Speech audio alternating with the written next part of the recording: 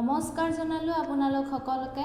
আজি আপোনালোকে নিশ্চয় গমকেই পাইছে মই যে আপোনালোকৰ ওচৰলৈ দুটা ৰেচিপি লৈ আহিছোঁ আৰু তাৰে প্ৰথম ৰেচিপিটো হ'ল কাবুলী বুটৰ সৈতে পটলৰ চব্জি।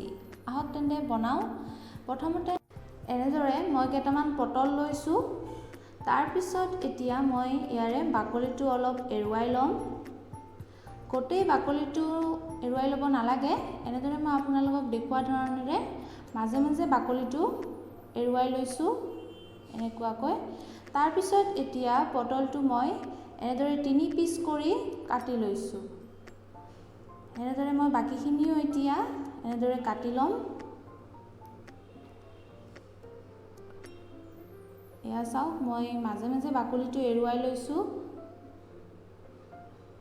তাৰপিছত একেদৰে মই 3 পিচ কৰি কাটি লৈছোঁ। এনেদৰে মই গোটেই পটলখিনি কাটি লোৱা হৈ গ'ল। পঠালিকৈ 3 পিচ কৰি কাটি লৈছোঁ গোটেই পটলখিনিৰ পৰা। তাৰপিছত এতিয়া এয়া মই বইল কৰি লৈছোঁ কাবুলী বুট। বইল কৰা কাবুলী বুট লাগিব।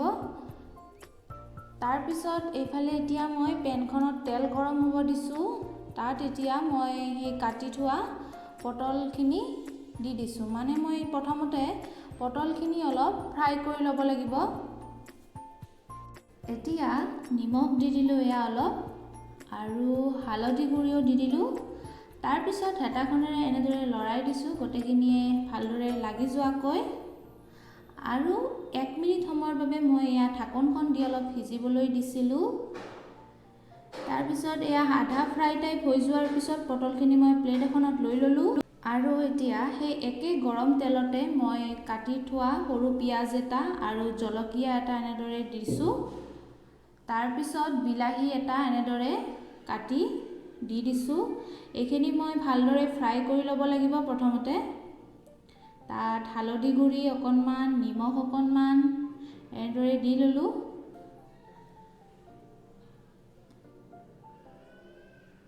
আৰু তাৰপিছত এয়া আদা নহৰুৰ পেষ্টখিনিও দি দিলোঁ। এতিয়া গোটেইখিনি ভালদৰে মই ফ্ৰাই কৰিব লাগিব। ভালদৰে তেলটো এৰালৈ ফ্ৰাই কৰি থাকিব লাগিব। অকণমান সময়ৰ পিছত এয়া ৰেড চিলি অকণমান দি দিছোঁ।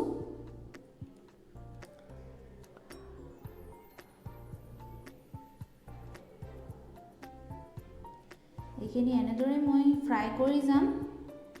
তেলটো এৰিব ধৰিছে। তাৰপিছত এয়া বইল কৰি থোৱা কাবুলী বুটখিনি মই ইয়াতে দি দিলোঁ। আৰু ঠিক একেদৰে মই এইখিনিও ফ্ৰাই কৰি ল'ব লাগিব।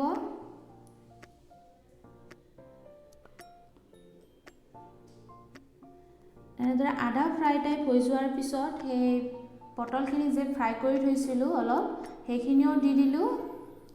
তাত এতিয়া মই এয়া পানী দি দিলোঁ। এবাটি পানী দি দিলোঁ, আৰু এবাটি লাগিব সেইবাবে আৰু এবাটি দি দিলোঁ। এতিয়া গোটেইখিনি ভালদৰে মই অলপ উতলিব দিম। এয়া ভালদৰে ধুনীয়াকৈ উতলি উঠিছে। এনেকৈ ভালদৰে উতলি অহাৰ পিছত মই শেষত এচামুচ গৰম মছলা দি দিছোঁ। আৰু তাৰপিছত হেতাখনেৰে এনেদৰে গোটেইখিনি মিক্স কৰি দিছোঁ। হৈ গ'ল মোৰ কাবুলী বুটৰ সৈতে পটলৰ চব্জি। আপোনালোকেও এনেদৰে বনাই খাব পাৰে, বৰ সোৱাদ লাগে। আপোনালোকে খালে নিশ্চয় গম পাব। তাৰপিছত এতিয়া মই এয়া গেছটো অফ কৰি দিওঁ। আৰু মোৰ এতিয়া ৰেডি হৈ গ'ল খাবৰ বাবে। আপোনালোকক মই পৰিৱেশন কৰি দেখুৱাই দিছোঁ। আপোনালোকেও এনেদৰে ঘৰতে বনাই খাব পাৰে। ধন্যবাদ জনালোঁ এনেদৰে প্ৰথম ৰেচিপিটো চোৱাৰ বাবে। আকৌ আহিছোঁ আমাৰ ছেকেণ্ড ৰেচিপিটোলৈ। আমাৰ অসমীয়াৰ ভালদৰে পৰিচিত ৰেচিপি হয় এইটো, পুঠি আৰু দৰিকণা মাছৰ খাৰ। এতিয়া মই কেৰাহীত এনেদৰে তেলটো গৰম হ'বলৈ দিছোঁ। তাৰপিছত মাছখিনি মই ভালদৰে একেবাৰে কাঢ়াকৈ ফ্ৰাই কৰি ল'ম। এনেদৰে ফ্ৰাই কৰি লওঁ প্ৰথমতে। মাছখিনি ভালদৰে ফ্ৰাই কৰি লোৱা হোৱাৰ পিছত একেবাৰে সৰু চামুচেৰে আধা চামুচ হোৱাকৈ মই ইয়াতে খাৰ দি দিছোঁ। খাৰটো মোৰ ঘৰতে বনোৱা হয়, কল খাৰ। সেইবাবে বেছি দিব নালাগে, অলপ দিলেই হৈ যায়। আৰু খাৰটো দি উঠি এনেদৰে মাছখিনি অলপ হেতাখনেৰে লৰাই দিছোঁ। তাৰপিছত এয়া মই পানী দি দিছোঁ এবাটি, আকৌ এবাটি দি দিছোঁ। পানীৰ পৰিমাণটো আপোনালোকে গমেই পাব, আপোনালোকৰ খোৱাৰ পৰিমাণ অনুযায়ী দি দিব পাৰে পানীটো। তাৰপিছত মই এয়া নিমখ দি দিছোঁ, নিমখটো সোৱাদৰ অনুযায়ী লাগিব। মই এচামুচতকৈ অকণমান কম নিমখ দি দিছোঁ, আমাৰ নিমখটো অকণমান কম খোৱা যায়। আৰু ঢাকনখন দি মই এনেদৰে উতলিব দিছিলোঁ 2 মিনিটমান সময়।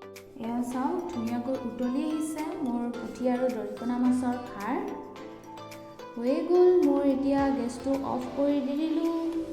তাৰপিছত এয়া মই আপোনালোকক ফটো এখনেৰে ধুনীয়াকৈ পৰিৱেশন কৰি দেখুৱাই দিছোঁ মোৰ পুঠি আৰু দৰিকণা মাছৰ খাৰ।